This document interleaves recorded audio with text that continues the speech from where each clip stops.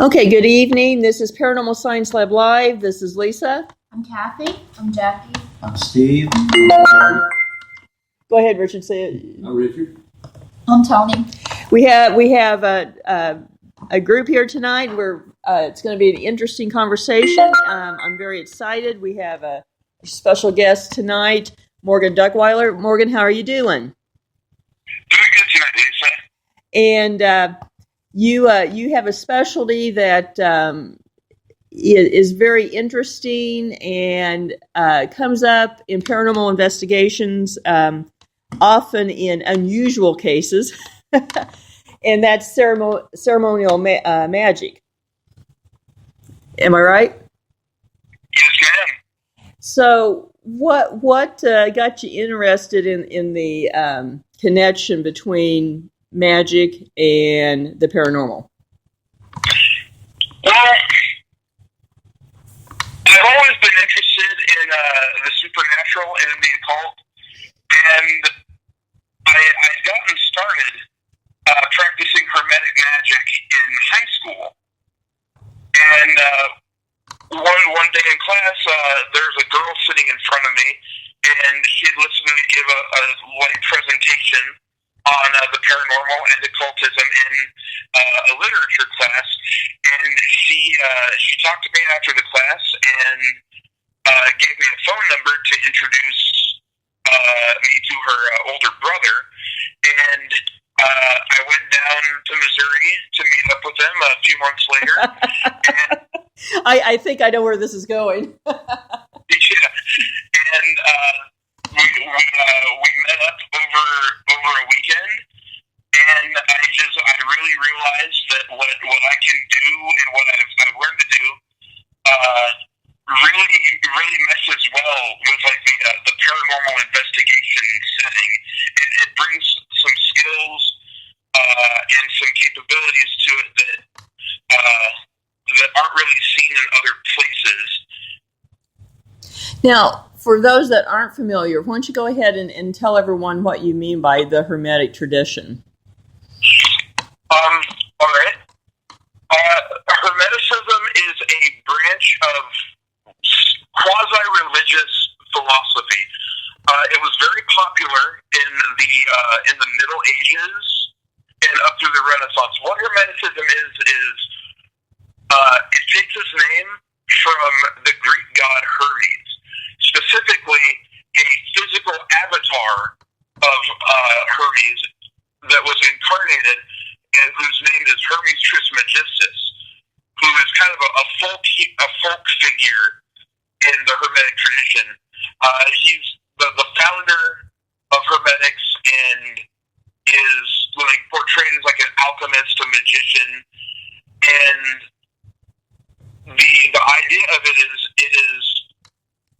focused on harmonizing with the four elements and using those to affect change, whether physically, emotionally, spiritually, however you might, on reality. Now, I think today most people would interpret ceremonial magic usually in a negative connotation as practicing the black arts. Is that true? Unfortunately, yes. Hermeticism opened up a lot of new and unique doorways in occultism, especially in the Renaissance.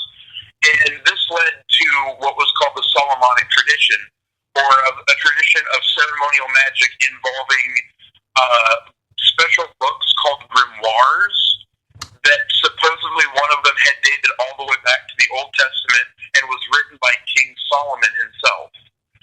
And a lot of these, especially in the 15th and 16th centuries, came out of places like France, Spain, Italy, and a lot of them,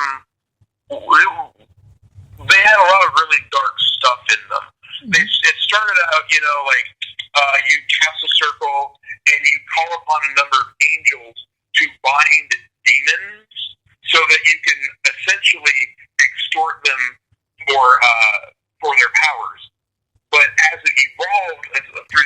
through the Renaissance, it became the stereotypical, sell your soul to the devil, conjure up Satan, blah blah blah, whatever. Right. Go ahead. From here, we get the satanic panic of the 1970s, and even today, when someone mentions practicing magic, people automatically point fingers and say, "Oh, witchcraft! You worship the devil." Right.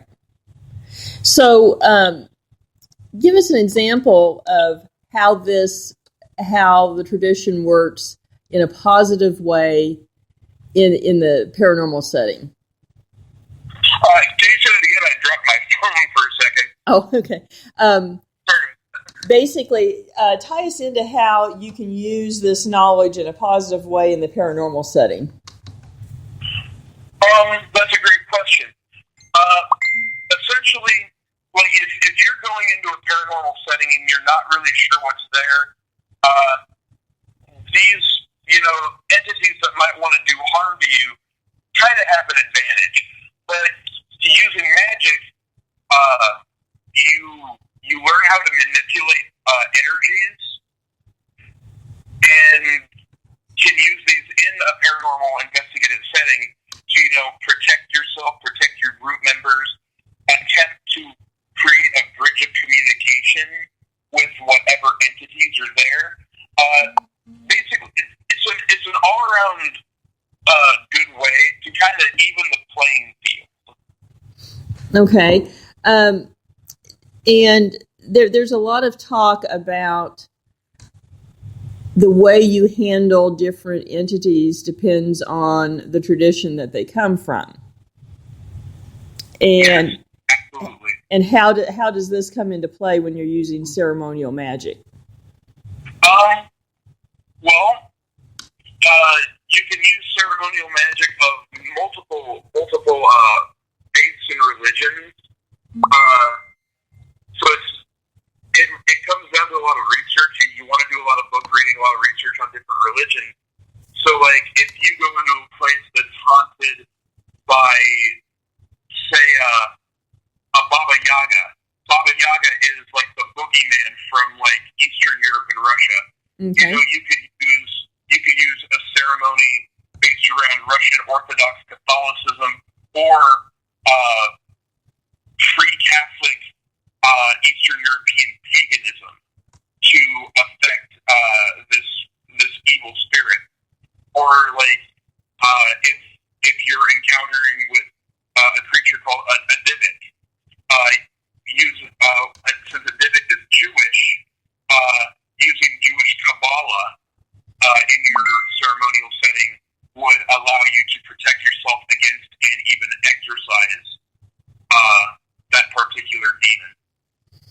So it's very flexible. You can mix and match techniques from all across the globe to kind of round yourself out, just in case what you're coming up against might not be, the common stereotypical ghost or so on.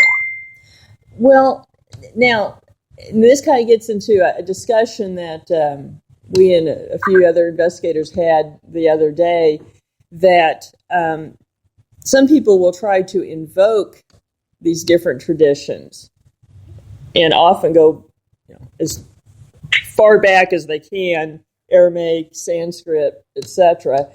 How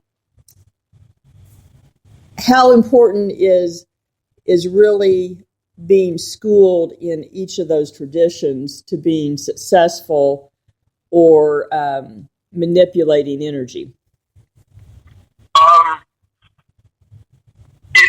For manipulating energy, it doesn't really come to a specific tradition. But if you mean like how much you need to know to deal with specific encounters from entities that might have a different cultural background, it is very important to be very well schooled.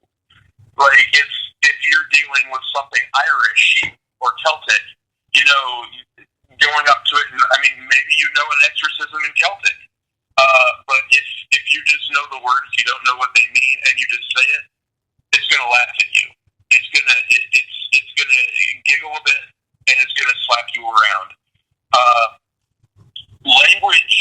Language is often seen as the key to magic, and so in order to use these different traditions, you have to understand like the meaning behind the word. The meaning behind the words and the frame of mind that the magician or exorcist would have been in to do this, so you can generate enough energy to affect this entity. I think, often you see this employed in conjurings and similar type of activities. How frequent do you come across this, that people are, employing these methods and actually getting themselves into trouble in a paranormal sense? Well, generally not often, but like in the sense of like when I come across other occultists who might not know what they're doing, it can happen quite a bit. Mm-hmm. I'm sorry, were you going to say something? No, I was agreeing with you. Because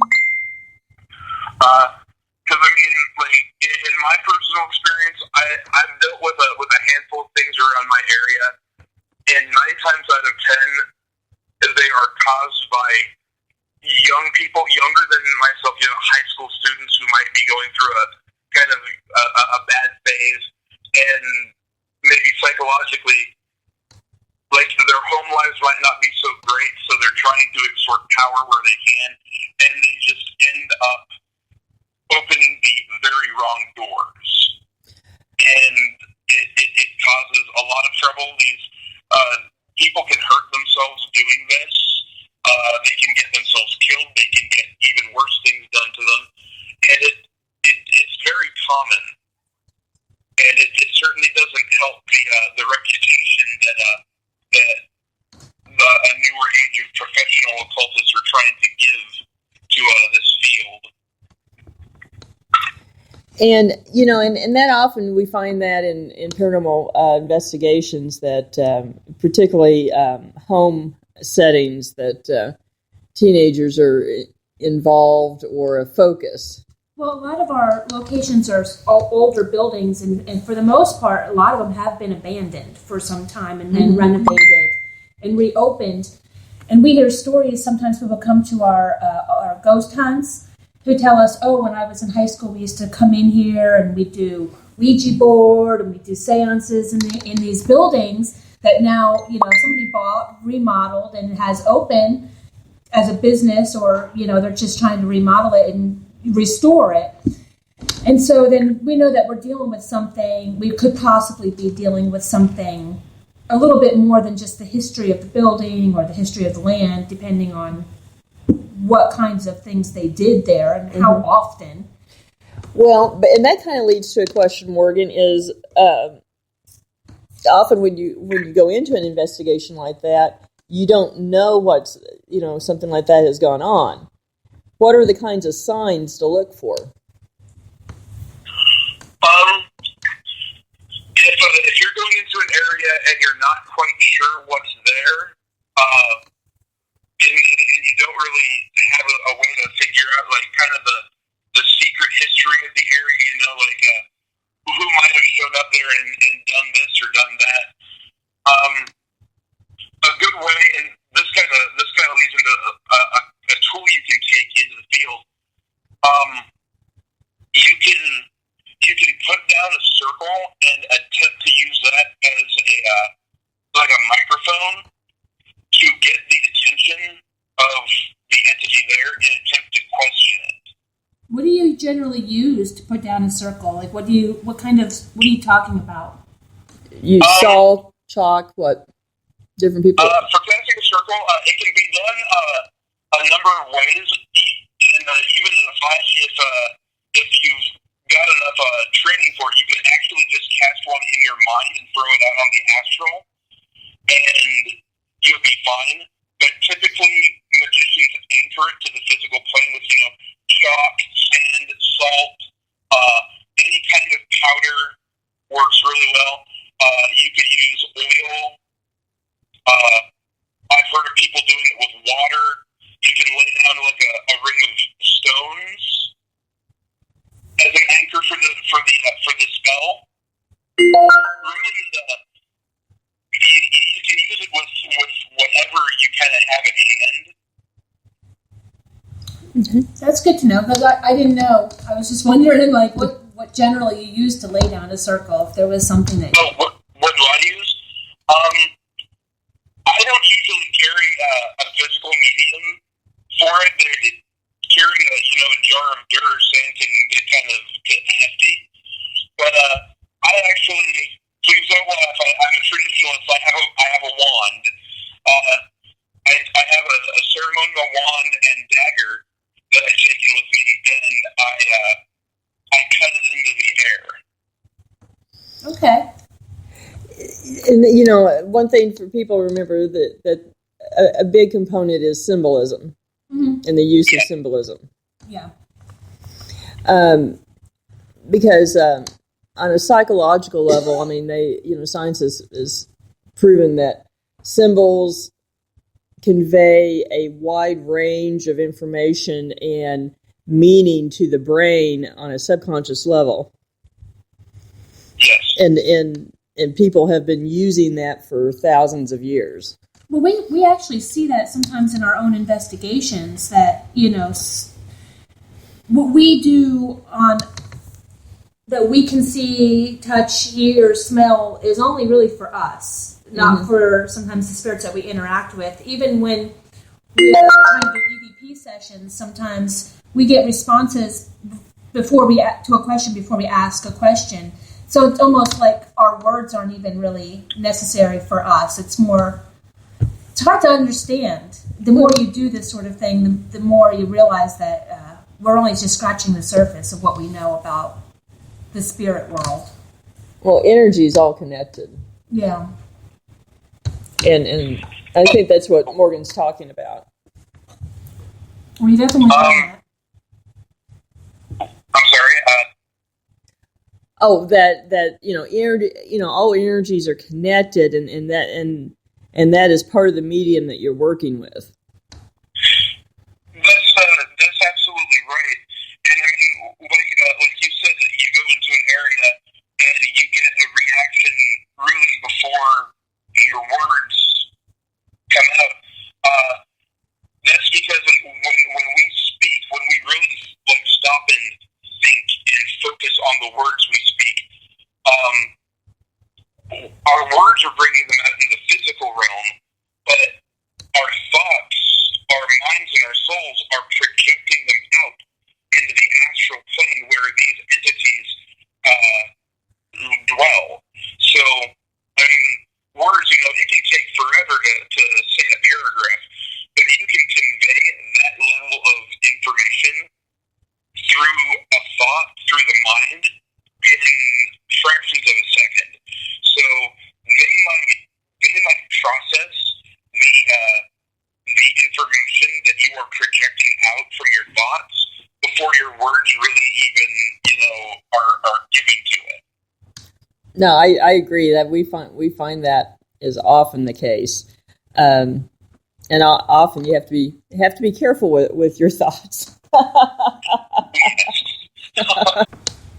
Honestly, frame of mind, I think it plays an easy 90% mm-hmm. of everything involved.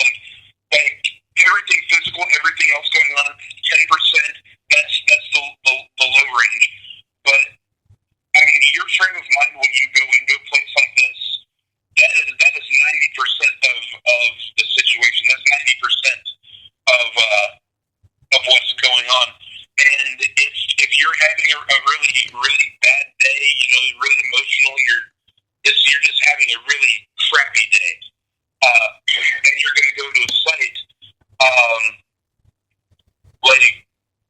if you have a way to not go, it would be better to not go.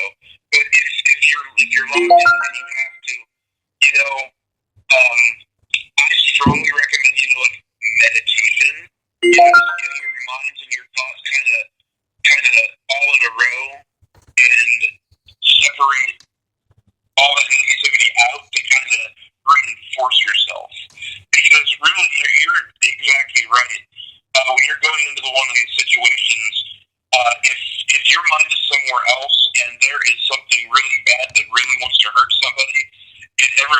ready and you're not, it's going to zero in on you like in a heartbeat in a millisecond, and it's going to know that your mind is off somewhere and there's a kink in your armor. Oh, I agree. We've seen that happen to people. We have, and generally we know our locations that we go to, but we also do private homes. And so when we do private homes, you just always don't know what you're walking into. And, it's one of the things that we try to really talk about to new investigators or, even people who come to our tours. We just try to remind them that, just to, like you said, be careful about your thoughts. Just, if you're not in a good place, you probably shouldn't be here. Yes, absolutely. Would you recommend a certain ceremony or procedure, for lack of a better word, to perform yourself before you go into a location to investigate, just to give yourself protection? Yes. There are a number of rituals you can perform, and these rituals, you're not even just limited to these. The hallmark of a good magician is learning how to create their own ritual, their own spells and forms. But for somebody starting out, or even for an experienced occultist, there are a number of tried and true like little small rituals and stuff to protect you when you're going into basically what would be a spiritual battlefield. I personally use a relaxation ritual that was developed by a early 20th century occultist named Israel Regardie. I also use one called the Lesser Banishing Ritual of the Pentagram. And this one, both of these are relatively famous. Regardie was a member of the Hermetic Order of the Golden Dawn, and that particular magic order kind of paved the way for ceremonial magic in the 20th century and 21st century.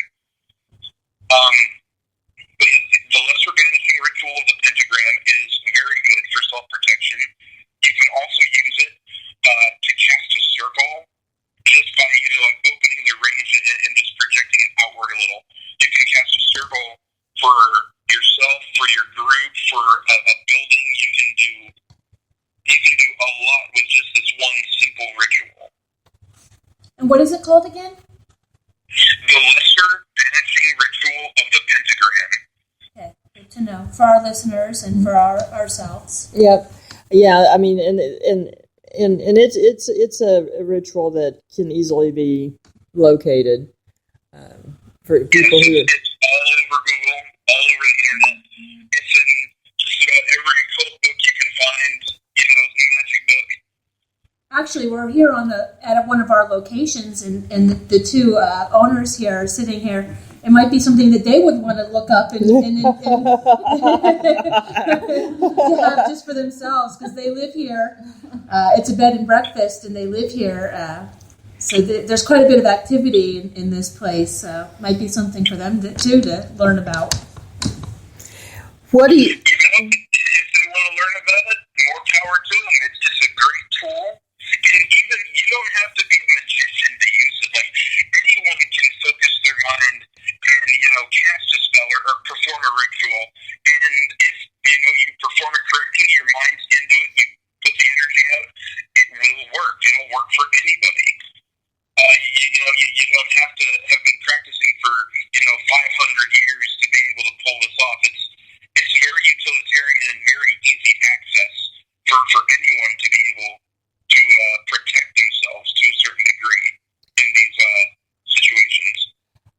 And I think another thing, I think a lot of people assume that all of this is very formalistic, and when we say ritual or ceremonial magic, it gives that connotation that it's something that is difficult, very structured. But on the other hand,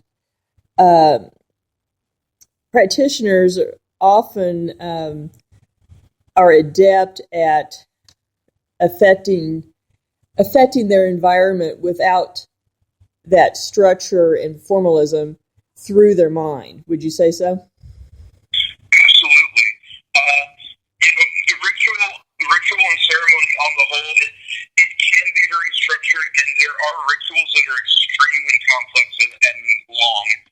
But especially with the smaller ones, you can train yourself just by doing it physically enough and by training your mind. You can train yourself to actually perform these rituals in your mind in fractions of the time it would take to do physically. So you could run through the lesser banishing ritual, the pentagram, in seconds in your mind. If you're trained enough, if you know how to move the energy that quickly.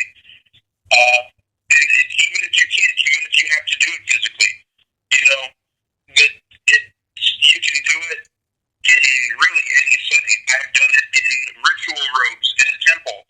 I've done it at sites, in jeans and a t-shirt and a jacket. I've done it in my bedroom in pajama pants with nothing. It's just something you can do anywhere. What do you what do you find that you run across the most in investigating that where magic comes into play? Human spirits, inhuman entities, or what kind of situations? Well, in my experience, what I personally come across the most is entities that have been put in a specific place by another human being. Typically, like what we talked about earlier, kid has a bad home life. They want to exert control over their surroundings. So they might go out and pick up Aleister Crowley's Book of Black Magic or whatever, or the Satanic Bible. That's another bad one. And they might go someplace and they might conjure a demon, or just they might fail to conjure a demon, but they had enough sufficient negative energy to call every negative and evil spirit in the area to that location like a magnet. Basically becoming a beacon. Yes. That's what I come across the most. I mean, Galesburg, Illinois has kind of a rich occult history.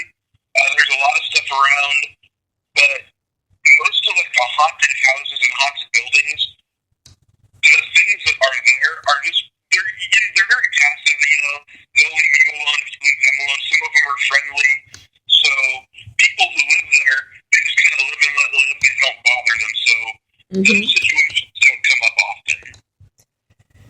Well, yeah, I do think it has a lot to do with the perspective of the people in the environment. See, if you look like you had a question. Sure. No. Or comment. It's okay.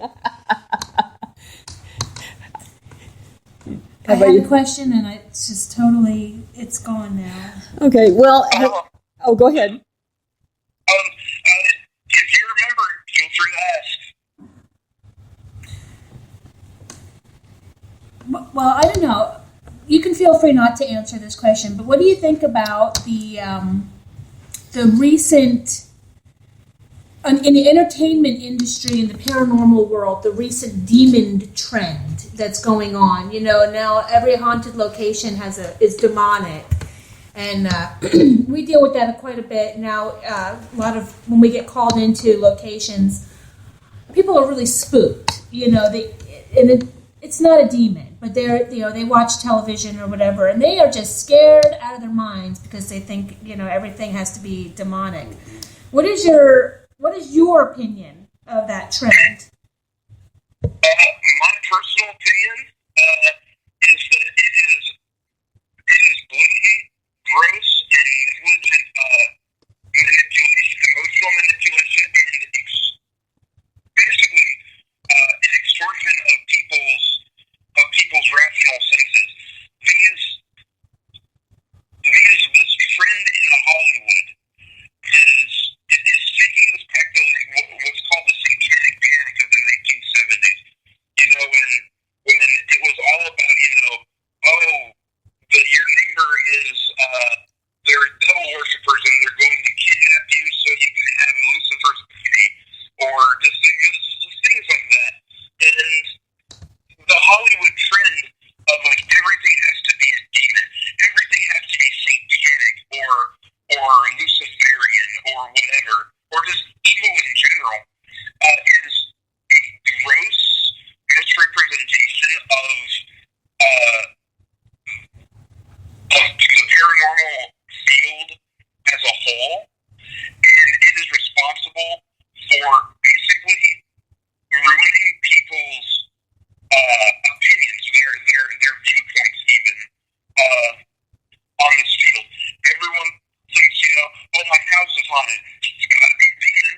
Or there's something out at the local park. Oh, it's got to be a demon. Or I hear voices and creaking in my church at night. It's got to be a demon. Mm-hmm. Well, and I think we can blame certain shows for that too. We're all getting into that trend now. I mean, it used to be, more specifically one, but now it seems like there's a lot of competition to make these shows a little bit scarier, a little edgier, a little, whatever for the entertainment factor, I guess. But it seems like now they're all into this trend. We had one of our locations was featured on a popular show, and they said on Sci-Fi. And they said demonic, whatever, because the apparition didn't have legs or feet. Yeah. I know if it's not a whole apparition, it's probably demonic, is what they said on television. And it's a location that we do very often, and we go to a lot. And it's very, very active, but it's not harmful.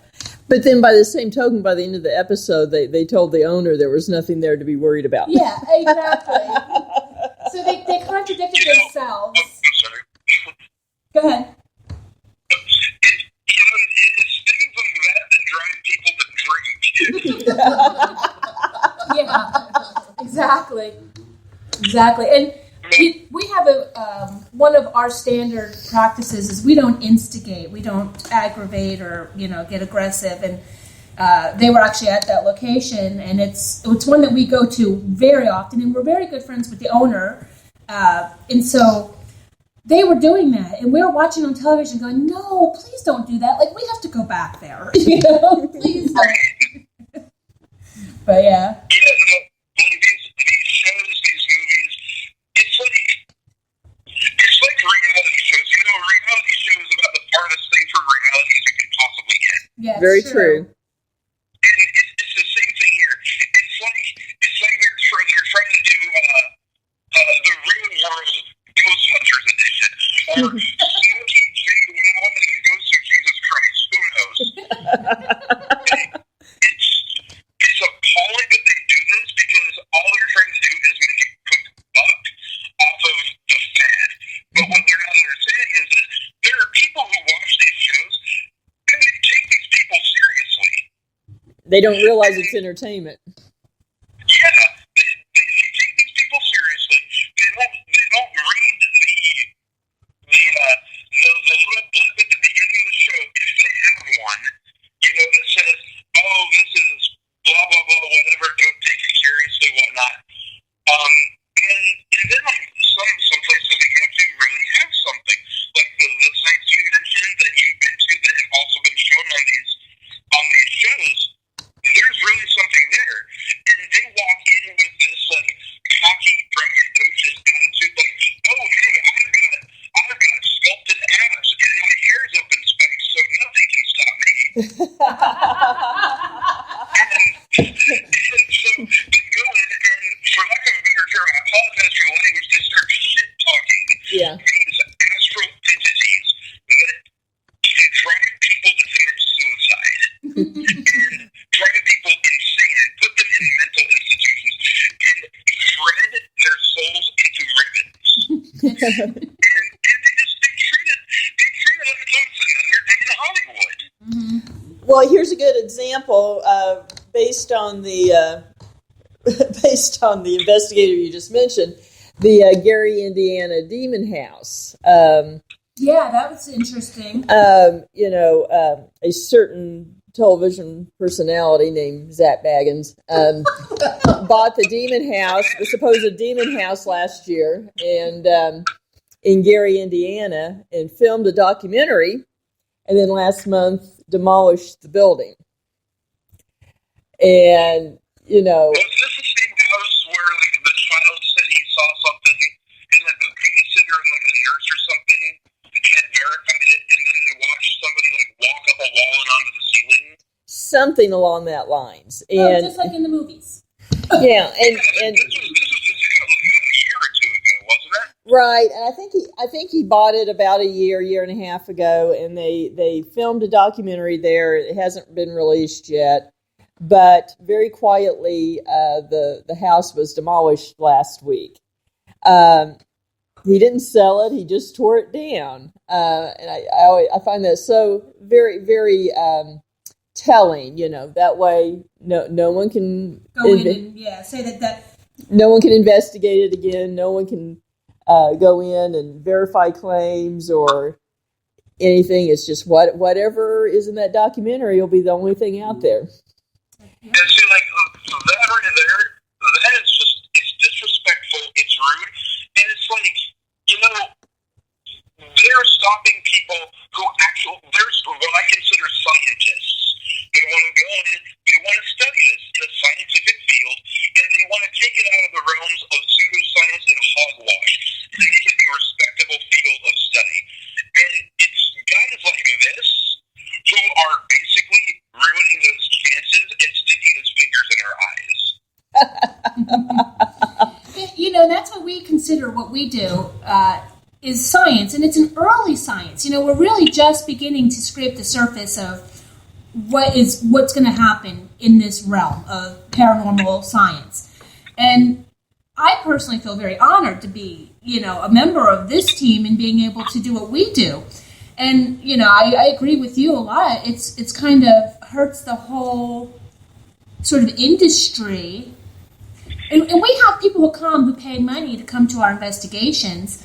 And we get super excited about, the K2, going up to the second light, the orange light. We're like, woo! And, they're, I don't know what they're sometimes expecting what they see on television. And it kind of hurts us a little bit, and well, I don't know. I mean, we have a good following, and they repeat following, but it doesn't, because they're usually pretty excited because we get excited.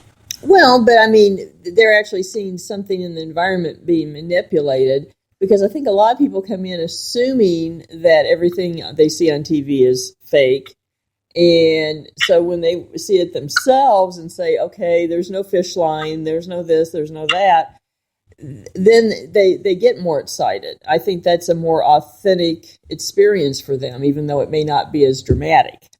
I mean, it's almost a resurrection of The Exorcist and Rosemary's Baby, etc., from the 70s, of that environment that they're trying to create in the media now.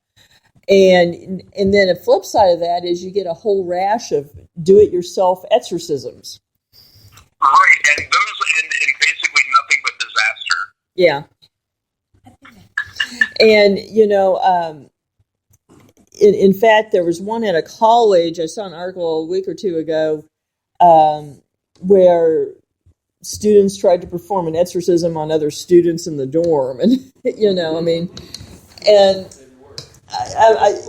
I'm not sure where someone gets the idea that, this is something I'm qualified to do. Right. It's I haven't gone to college. I wasn't the best at math in school, but you are not going to see me go on a television show and try to tutor people in quantum physics or trigonometry. Right. You're not going to portray yourself as a NASA rocket scientist. No, absolutely not. I am no mathlete. Oh goodness, no.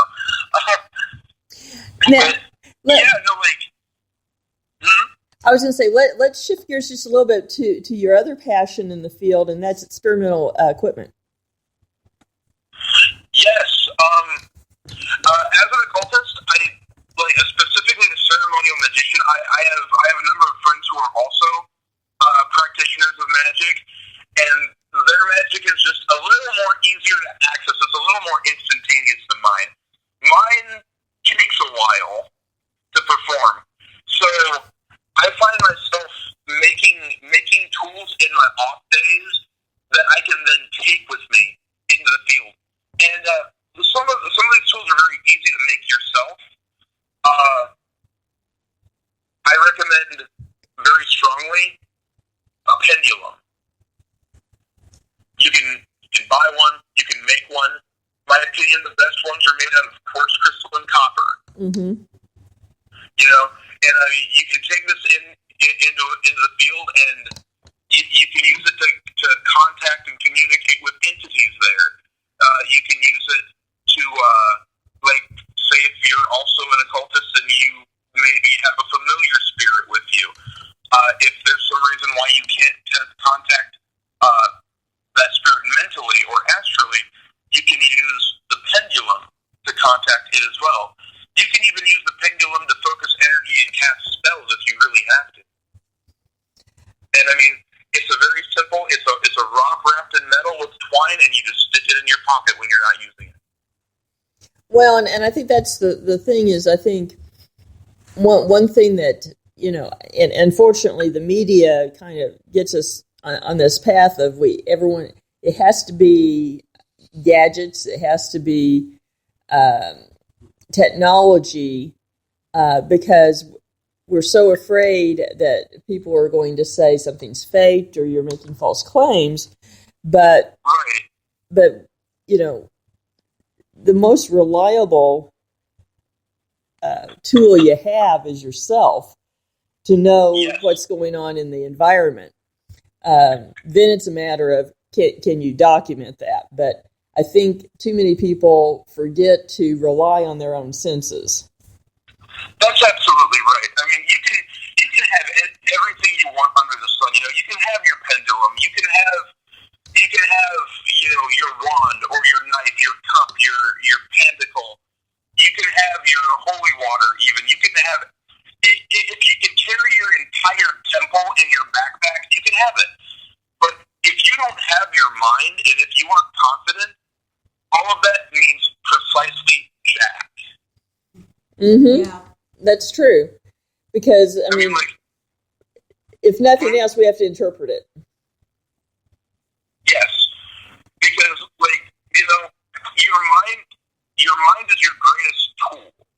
It is the most deadly weapon in the world. It is the most beautiful work of art. And it is the most creatively capable computer in existence. Without that, you're nothing. You're absolutely nothing. No wand, no book, no bag of kosher salt is going to save you. I mean, you know, TV nowadays, oh, thank God Sam and Dean Winchester have their handmade EVP made out of an old Walkman. That's great. But, you know, real world, you know, real life, real talk, that doesn't mean a darn thing. If you go in there and you don't know what you're doing, you got nothing. A friend and I, we worked with another paranormal group last spring maybe? Summer before that, I'm sorry. And we, they had, like, you know, the computer monitor set up with cameras and just all this stuff, and it was phenomenal. But, you know, 2,000 years ago, magicians couldn't whip out their iPhones and record Satan talking to them. Wish they could have. You know? I mean, like, tech is great, but, you know, it all came from somewhere, and it all goes back to the very beginning. Our very first tool was our mind, and if we don't use that, then what are we? I agree. I think, I think that we get so filled with self-doubt and assume that the one thing that we do have the most control over that we can't use or don't have any mastery of. We're kind of getting to the end of the program, and we really appreciate you coming on, Morgan, and look forward to talking to you again. Do you have Facebook or anything like that, if any of our listeners have questions they want to ask you specifically, where they could locate you? Yes, I do. And also, thank you for having me on. I really appreciate you guys getting a hold of me. It's been great being on your show. If anyone is interested in talking to me and has any questions, they can reach me at Morgan Duckweiler on Facebook. That's my Facebook account. I don't do Twitter and my email. I'm transitioning to a new email account right now. But they can also reach me at Third Eye Chronicle on Facebook as well, and they can visit the Third Eye Chronicle webpage, and they can reach me at any of those places. There are a number of other people at Third Eye Chronicle. If they have questions for them, they can always reach out to them as well. Because this really is a subject that a lot of people ask us about as paranormal investigators. Aren't you afraid that something's going to follow you home? Aren't you afraid something's going to attack you or something bad's going to happen? And it really is a question that comes up a lot. And it so does. It is something that is on people's minds pretty often. Right. And, and to that question, you say, well, does it bother you, like, if something follows you home, or you worry that something could follow you home? If someone were to ask me that, I would look them dead in the eye without missing a beat, and all I'd have to say is, that's what magic is for.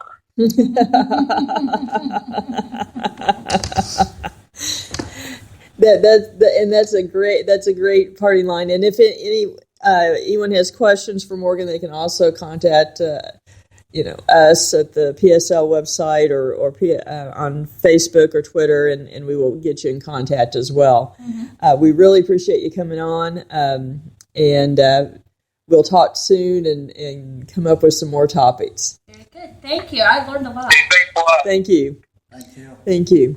Now, I really appreciate it, guys. oh, thank you. We want to thank our hosts here. Richard, we are at the Prosperity School Bed and Breakfast in Joplin, Missouri. It's a beautiful turn-of-the-century schoolhouse that has been renovated into a gorgeous bed and breakfast. And so for anyone listening who wants a getaway, whether it's just a quiet time or you specifically are interested in visiting and staying in a haunted location, this is a great place to come. And the rooms are absolutely gorgeous. It's such a beautiful... It is, and at very reasonable rates, and you can find information on the Prosperity School B&B Facebook page. There's two different ones, as well as the website, and you can also call directly for reservations at 417-673-0833.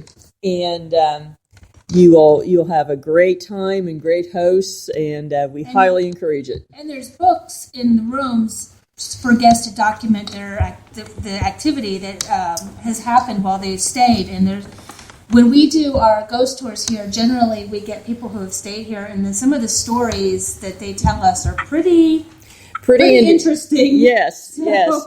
But I think you won't be disappointed. So you definitely, and so we encourage everyone to check it out and stay. It's in a beautiful setting, nice and quiet, and you get the best of both worlds. When is our next ghost tour here? We are The 5th? well, the 27th, February 27th. We'll be here with a public tour and ghost hunt.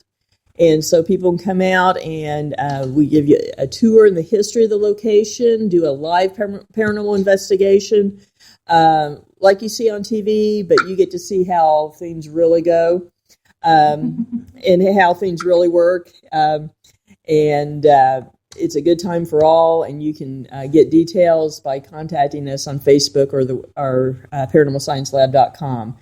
Thank you, everyone, and we will talk to you next week. Thank you. Thank you.